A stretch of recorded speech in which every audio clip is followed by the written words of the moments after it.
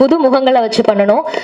ஒரு சின்ன ரெக்வஸ்ட்டு, நான் ப்ரொடியூசர் கவுன்சிலுக்கு நான் ஒரு சின்ன ரெக்வஸ்ட் வைக்கிறேன்.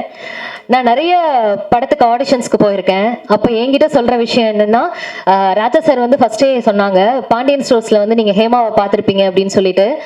நாங்கள்லாம் வந்து ஆடிஷன் போகும்போது என்ன சொல்லுவாங்கன்னா, சீரியல் ஆர்டிஸ்ட் தானே நீங்கள் அப்படின்னு சொல்லிட்டு ஒரு கேட்டகரிஸ் ஒன்று வச்சுருப்பாங்க. அந்த கேட்டகரிஸ் கீழே இருக்கிற கேரக்டர்ஸ் தான் வந்துட்டு எங்களுக்கு கொடுப்பாங்க.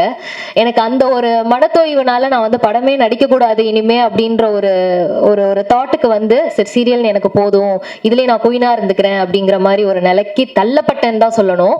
நிறைய நல்ல ஆர்டிஸ்ட் இருக்காங்க, சீரியலில் நடிக்கிற ஆர்டிஸ்ட்டுமே நிறைய நல்ல ஆர்டிஸ்ட் இருக்காங்க. என்னை பொறுத்த வரைக்கும் ஆர்டிஸ்ட் படம் ஆர்டிஸ்ட் சீரியல் ஆர்டிஸ்ட்னு கிடையாது, எல்லாமே ஒரே ஆர்டிஸ்ட்னு தான் நான் நினைக்கிறேன். தயவு செஞ்சு சீரியலில் நடிக்கிறவங்களையும் படத்துக்கு வாய்ப்பு கொடுங்க அப்படின்னு நான் கேட்டுக்கிறேன் இந்த நேரத்தில். அண்ட் இங்கே இருக்கிற பத்திரிகை ஊடக நண்பர்கள் எல்லாருக்குமே ரொம்ப நன்றி. ஆக்சுவலாக இங்கே நான் வரும்போது கொஞ்சம் பயத்தோட தான் வந்தேன். ஏன்னா இந்த மாதிரி இசை வெளியீட்டு விழாவில் கண்ணப்பின்னான்னு ஏதாவது கொஷின் கேட்டு வச்சிடுறாங்க.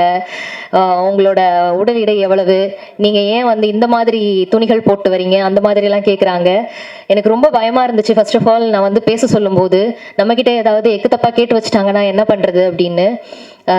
ஏன்னா இந்த ஊடக நண்பர்கள், பத்திரிகை நண்பர்கள் எல்லாருமே, நாங்கள் எல்லாருமே வந்துட்டு நம்ம எல்லாருமே ஒன்னோடு ஒன்று தொடர்பில் இருக்கோம் அப்படின்னு தான் நான் சொல்லுவேன். நீங்கள் இல்லாமல் நாங்கள் இல்லை, நாங்கள் இல்லாமல் நீங்கள் இல்லை, எல்லாருமே டிபெண்டில் தான் இருக்கோம். ஸோ பட சம்மந்தமாக என்ன கேள்வி வேணாலும் கேளுங்க, நாங்கள் எல்லாருமே பதில் சொல்கிறதுக்கு ரெடியாக இருக்கோம். உங்களை கஷ்டப்படுத்துகிற மாதிரி நான் ஏதாவது பேசியிருந்தேன்னா ரொம்ப சாரி. ஏன்னா நானும் அந்த ப்ரெஸ் அந்த இடத்துல இருந்து தான் வந்திருக்கேன். நானும் நிறைய P2C எடுத்திருக்கேன், நானும் நிறைய செய்திகள் வாசிச்சிருக்கேன். அப்படிங்கும்போது எனக்கு அந்த மாதிரி விஷயங்கள்லாம் கேட்கும்போது ரொம்ப கஷ்டமாக இருக்குது.